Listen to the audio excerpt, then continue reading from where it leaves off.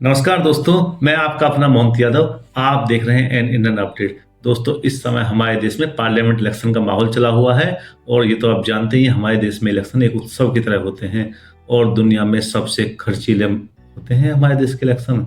लेकिन दोस्तों, ऑफिशियली ना सही, अनऑफिशियली तो हम ही सब ज़्यादा खर्च करते हैं। एक स्वतंत्र संस्था है सेंटर फॉर मीडिया स्टडीज, इसके अनुमान के अनुसार इस बार के इलेक्शन में हम लगभग 1.2 खरब रुपए खर्च करने वाले हैं। ऐसा नहीं था, हमारे देश में इलेक्शन हमेशा से खर्चीले रहे हैं, लेकिन हर बार की खर्च बढ़ता जा रहा है। लेकिन जैसे 1999 में हमारा इलेक्शन सिर्फ 10,000 करोड़ का था, जो कि 2014 तक पहुंचते पहुंचते 30,000 करोड़ का हो गया, 2019 में 60,000 करोड़ का, और अब यह इलेक्शन 1,20,000 करोड़ का हो गया है। लेकिन इन इलेक्शंस का इकोनॉमी पे भी फर्क भी पड़ता है दोस्तों। अब जैसा कि हमने कई बार सुना है कि ब्लैक मनी भी एक चीज होती है। इन इलेक्शंस का फायदा यह है कि बहुत बड़ी मात्रा में ब्लैक मनी इकोनॉमी में आ जाती है और इकोनॉमी को बूस्ट करती है। अब सेंटर फॉर मीडिया स्टडीज की रिपोर्ट के अनुसार पिछले इलेक्शन यानी कि 2019 के इलेक्शन में हमारे देश में 75 से 80 क्षेत्र यानी कि लोकसभा क्षेत्र ऐसे थे जिनमें प्रति में खर्च 40 करोड़ रुपए से ज्यादा का हुआ था। 543 लोकसभा क्षेत्रों में से 75 से 80 में खर्च 40 करोड़ से ज्यादा का हुआ था, जबकि खर्च की सीमा प्रत्येक क्षेत्र में 70 लाख रुपए ही थी। तो बाकी पैसे कहां से आए दोस्तों? ये बाकी पैसे ब्लैक के पैसे थे जो खर्च किए गए थे। लेकिन इसका फायदा ये था, ये पैसे इकोनॉमी में लाइन में आ गए थे, इकोनॉमी के बहाव में आ गए थे। जो तिजोरी में बंद थे वो पैसे मार्केट में आ गए थे। इसका बड़ा फायदा ये हुआ था। अब दोस्तों, महंगाई हमेशा तो बराबर रहती ही नहीं है, तो इलेक्शन कमीशन हर बार इलेक्शन में खर्च की सीमा बढ़ा देता है। जो पिछली बार 70 लाख थी, इस बार इलेक्शन कमीशन ने उसकी सीमा 95 लाख कर दी है। लेकिन क्या 95 लाख से जहां हमारे देश में नगर पालिका इलेक्शन लड़ना ही मुश्किल हो जाता है, पार्लियामेंट इलेक्शन हो जाएगा? नहीं, इसमें जबरदस्त तरीके से ब्लैक मनी का यूज होगा और होना भी है और हमेशा से होता आया है। अभी रोकने का प्रॉपर इंतजाम हमारे देश में नहीं हुए हैं तो होगा ही वो तो। लेकिन दोस्तों, ये सारा पैसा खर्च कौन सी पार्टी करेगी? इसका जवाब है सारी पार्टियां। और जो पार्टी सत्ता में है वो सबसे ज्यादा खर्च करेगी, क्योंकि उसके पास संसाधन ज्यादा हैं और तमाम कानूनी बंदिशों के बावजूद खर्च करेगी। क्योंकि सवाल कानूनों को मानने का नहीं है, सवाल तो अस्तित्व का है। सिस्टम में रहोगे तो सारे नियमों को अप्लाई कर पाओगे, अपने हिसाब से नियम बना पाओगे, अपनी योजनाओं को लागू कर पाओगे। सिस्टम से बाहर चलेगे तो सब कुछ खत्म। इसलिए सत्ता में रहना बहुत जरूरी है। इसलिए वो सारे नियम हर चुनाव में टूटते हैं जो नियम बनाए जाते हैं। इस बार भी टूटेंगे, नए नियम बनेंगे और फिर तोड़े जाएंगे, क्योंकि सवाल अस्तित्व का है। दोस्तों, 1.2 खरब रुपए होते कितने हैं? अगर अंग्रेजी में बात करें तो 14 मिलियन डॉलर के बराबर हैं, जो कि हमारे नालायक पड़ोसी पाकिस्तान के बजट के लगभग 1/3 के बराबर हैं। मतलब जितना पैसा वो 4 महीने में खर्च करता है ना, उतने तो हम इलेक्शन में खर्च कर देते हैं। इतने पैसे हैं ये। अब दोस्तों, ये पैसा जब खर्च होगा तो जाएगा कहाँ? क्या ये कार्यकर्ताओं की जेब में जाएगा, या उम्मीदवारों की जेब में जाएगा, या क्या सरकार के पास जाएगा, या पैसा आम लोगों के पास जाएगा, या पैसा नाथालय में जाएगा, या पैसा कहाँ जाएगा?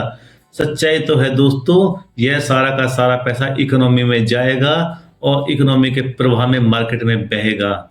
यही है इसका असली जवाब। यानी कि ब्लैक मनी एक गलत तरीके से सही व्हाइट मनी में कन्वर्ट हो जाएगी इलेक्शन में बड़े पैमाने पर। दोस्तों, सिर्फ इतना ही नहीं इलेक्शन हो रहा है, एक आदमी इलेक्शन लड़ रहा है, बाकी इसका सपोर्ट कर रहे हैं। दोस्तों, वो जमाना चला गया जब कार्यकर्ता सिर्फ और सिर्फ आदर्शों के चलते पार्टी के साथ चले आते थे। आज कार्यकर्ता भी अपने उम्मीदवार की हैसियत के हिसाब से काम करते हैं। मतलब एक टेम्परेरी रोजगार जनरेट होता है, उसमें रोजगार में पोस्टर लगाने वाले, बैनर लगाने वाले, नारे लगाने वाले, सुरक्षा देने वाले सभी लोग शामिल होते हैं। गाड़ी वाले, घोड़े वाले, खच्चर वाले, हर वो चीज जो इलेक्शन में चाहिए वो कार्यकर्ता प्रोवाइड करते हैं, उसके बदले कार्यकर्ता को फ्री में प्रोवाइड नहीं कर रहे हैं, कार्यकर्ता भी अपनी कीमत पूरी वसूलते हैं इलेक्शन के दौरान। इस तरह से एक अस्थायी रोजगार जनरेट होता है। जैसे एक स्कूल का लड़का है, कुछ काम वाम उसके पास है नहीं, छुट्टी चली हुई है और उसने पोस्टर लगाने का काम पकड़ लिया, शाम तक उसके 300-400 रुपये बन गए, उसके अद्धे पौवे और फिल्म का खर्चा चल गया। यह है हमारे इलेक्शन की सच्चाई है। और सब इतना ही नहीं दोस्तों, प्रिंटिंग प्रेस वाले, रेस्टोरेंट वाले, होटल वाले, ट्रांसपोर्टर, दुनिया भर के लोग होते हैं जो इन इलेक्शन से फायदा उठाते हैं। उनके पास पैसा आता है और वो ब्लैक का पैसा व्हाइट में कन्वर्ट हो जाता है और इकोनॉमी में शामिल होता है। एक तरह का अस्थायी रोजगार जनरेट होता है जो हर उस तरीके से हो सकता है, नॉर्मल तरीके से भी, लेकिन इलेक्शन के टाइम पे चूंकि जरूरतें बढ़ जाती हैं, मूवमेंट बढ़ जाता है, तो इसलिए पैसे का बहाव भी बढ़ जाता है और ब्लैक का पैसा तिजोरी से निकल के मार्केट में बहने लगता है।